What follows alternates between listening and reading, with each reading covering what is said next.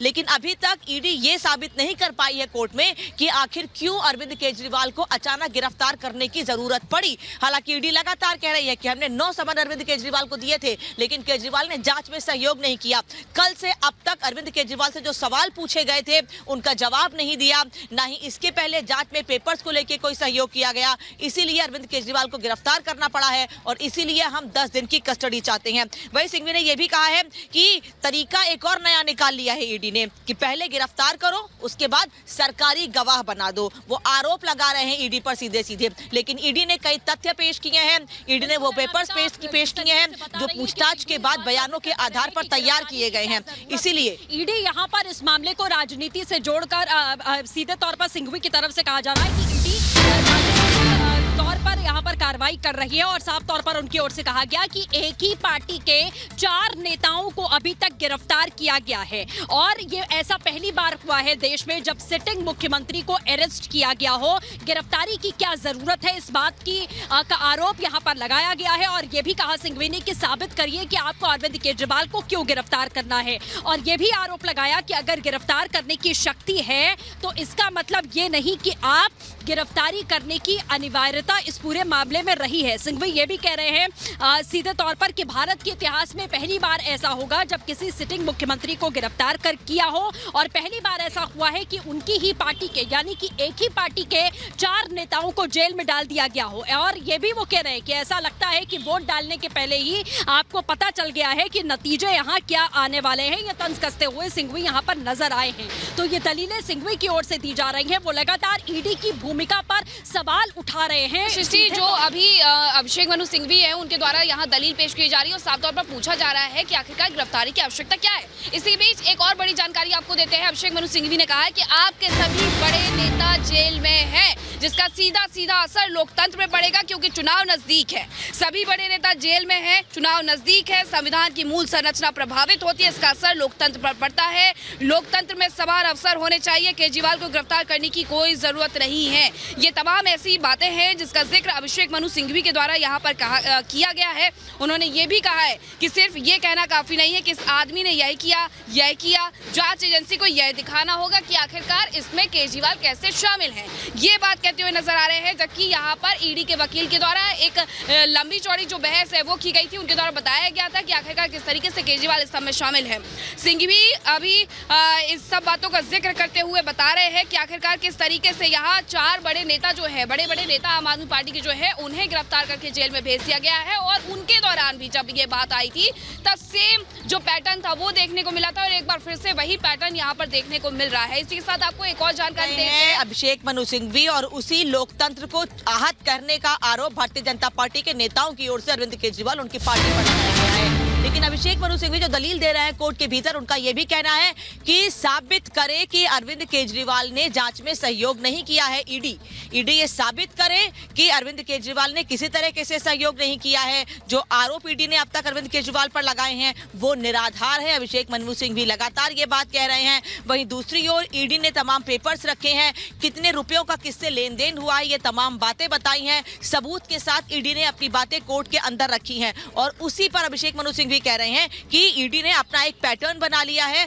और उसी आधार पर हर नेता की गिरफ्तारी चाहते हैं। वहीं दूसरी ओर अभिषेक मनु सिंघवी ये भी दलील दे रहे हैं कि चुनाव नजदीक है, आम आदमी पार्टी के बड़े चेहरों को गिरफ्तार किया गया है जिससे कि वो प्रचार ना कर सके, अपनी पार्टी के लिए प्रचार ना कर सके। ये तमाम बातें दलीलें अभिषेक मनु सिंघवी की ओर से कोर्ट में दी जा रही हैं। वो ये भी कह रहे हैं कि ये लोकतंत्र को आहत करने वाली बात है। जबकि भारतीय जनता पार्टी के नेता इस मामले में लगातार ये आरोप लगा रहे हैं कि अरविंद केजरीवाल ने भ्रष्टाचार किया है और वो इसलिए इस वक्त जेल में है। तो अभिषेक मनु सिंघवी अपने केजरीवाल को लेके, अपने क्लाइंट को लेके लगातार तमाम बातें कोर्ट के भीतर कह रहे हैं और ईडी पर उल्टा आरोप लगा रहे हैं कि ईडी ने गलत तरीके से अरविंद केजरीवाल को गिरफ्तार किया है। जबकि हम सब जानते हैं कि ईडी ने 9 समन अरविंद केजरीवाल को लगातार बैक टू बैक भेजे थे। अरविंद केजरीवाल नहीं पेश हुए तो 10वां समन ईडी खुद लेकर गई थी। उसके बाद उनको अरेस्ट किया गया था। उसके पहले भी 2 घंटे के लिए अरविंद केजरीवाल से पूछताछ की गई थी। उसी आधार पर ईडी लगातार कोर्ट में कह रही है कि हमने जो 2 घंटे की पूछताछ की थी या आज जो सुबह से पूछताछ अरविंद केजरीवाल से की गई है। बिल्कुल अनामिका, आप लगातार जिस तरीके से दलीलें बता रही हैं, इसी बीच एक और बड़ी खबर आपको बता दें कि सिंघवी कह रहे हैं कि नियमों का पालन नहीं किया गया। नियमों के आधार पर अरविंद केजरीवाल की गिरफ्तारी जो कल 9:06 पर ईडी की तरफ से की गई, जिसका पूरा विवरण ईडी की ओर से कोर्ट में दिया गया।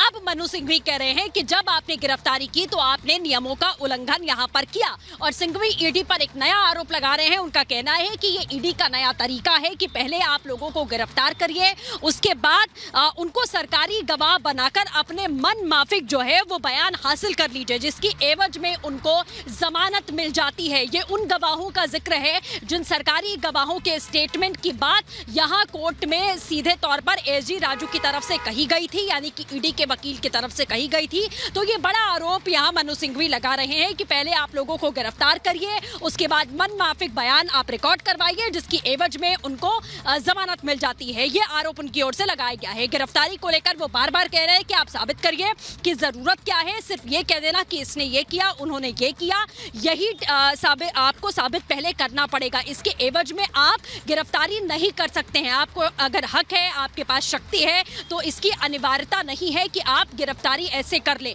गिरफ्तारी को लेकर सवाल मनु सिंघवी उठा रहे हैं कि कल देर रात जब गिरफ्तारी हुई अरविंद केजरीवाल की तो उसमें नियमों का पालन नहीं किया गया है। ये बड़ा आरोप सीधे तौर पर लगाया गया। ये इस वक्त की बड़ी खबर आपको बता दें। इसी बीच एक और जानकारी इस पूरे मामले को लेकर जो मिल रही है, सिंघवी ने पुराने मामलों का भी इसमें जिक्र किया है। सुप्रीम कोर्ट के एक ऑर्डर को वो पढ़ते हुए नजर आए। सिंघवी ने पवन बंसल जजमेंट को पढ़ते हुए कहा कि गिरफ्तारी के वक्त सेफ गार्ड नहीं अपनाए गए हैं। तो ये सिंघवी उदाहरण के तौर पर ये जजमेंट यहाँ पढ़ते हुए नजर आए कि सेफ गार्ड जो अपनाए जाने थे वो अपनाए इस पूरे मामले में नहीं गए। तो ईडी पर एक और बड़ा आरोप यहाँ सिंघवी की ओर से लगाया गया कि अब मानना यहाँ पर की गई, नियमों का पालन नहीं किया गया। और अभी अभिषेक मनु सिंघवी यहाँ पर दलील रख रहे हैं और वो साफ तौर पर यहाँ ये कहते हुए नजर आ रहे हैं कि अरविंद केजरीवाल की गिरफ्तारी गलत है। और इतना ही नहीं, इसे सहयोग करने के लिए, अपने इस स्टेटमेंट को सहयोग करने के लिए वो एक पुराना स्टेटमेंट भी पढ़ रहे हैं, सुप्रीम कोर्ट के पुराने फैसले का हवाला भी दे रहे हैं। और इसके पहले भी उन्होंने पूछा था कि आखिरकार सीधे तौर पर मुख्यमंत्री अरविंद केजरीवाल की गिरफ्तारी क्यों करनी है। किसी ने ये कह दिया, वो कह दिया, या कोई सरकारी गवाह बन गया, मन माफिक आपने उससे बयान ले लिए और उसके बाद उससे छोड़ दिया और फिर उनका इस्तेमाल आप कर रहे हैं। तो ये तमाम ऐसी दलीलें हैं जो अभिषेक मनु सिंघवी के द्वारा दी जा रही है। लेकिन आज का सच यही है कि यहाँ कोर्ट में 10 दिन की ईडी द्वारा रिमांड मांगी गई है अरविंद केजरीवाल की। और अब जब ये पूरी दलीलें हो जाती है अभिषेक मनु सिंघवी के द्वारा, तो दोनों पक्षों की दलील, यानी कि ईडी की दलील सुनने के बाद और साथ ही अभिषेक मनु सिंघवी की तरफ से केजरीवाल की दलील सुनने के साथ क्या फैसला यहाँ पर कोर्ट के द्वारा लिया जाता है, क्योंकि अंतिम सत्य कोर्ट के फैसले पर ही निर्भर करता है कि क्या 10 दिन की ईडी जो रिमांड मांग रही है वो मिल जाएगी, या अभिषेक मनु सिंघवी जो सुप्रीम कोर्ट के फैसले का यहाँ पर मदद ले रहे हैं, सुप्रीम कोर्ट के फैसले का एक जिक्र कर रहे हैं, उस जिक्र को आधार मान करके यहाँ कोर्ट क्या केजरीवाल को बरी करेगी। एक लंबा स्टेटमेंट यहाँ ईडी के द्वारा दिया गया। ईडी ने साफ तौर पर यह कहा कि राघव मुगंटा का बयान हो या फिर दिनेश अरोड़ा का बात की गई हो या विजय नायर की बात की गई हो। विजय नायर को लेकर के यहाँ तक जानकारी ईडी के द्वारा दी गई कि कैलाश गहलोत का जो बंगला था वो तक विजय नायर को दे दिया जाता है, यानी कि सीधे सीधे साउथ लॉबी में। और साथ ही दिल्ली सरकार में किस तरीके से मध्यस्थता की जा रही थी यहाँ पर विजय नायर के द्वारा, वो पूरा कनेक्शन ईडी के द्वारा यहाँ पर खोल करके रखा गया है। लेकिन क्या इन सारी बातों पर, इन सारे स्टेटमेंट पर जो ईडी के द्वारा दिए गए हैं उस पर कोर्ट रिलाय करेगा और 10 दिन की जो ईडी रिमांड है वो देगा या नहीं, इस पर नजर रहने वाली है। एक और बड़ी खबर इस बीच बता दें, अभिषेक मनु सिंघवी कोर्ट के भीतर जो दलील दे रहे हैं उसमें अभिषेक मनु सिंघवी ने एक और दावा कर रहे हैं कि जिन लोगों से पूछताछ इसके पहले की गई है उनमें से 50% लोगों ने अरविंद केजरीवाल का नाम नहीं लिया है।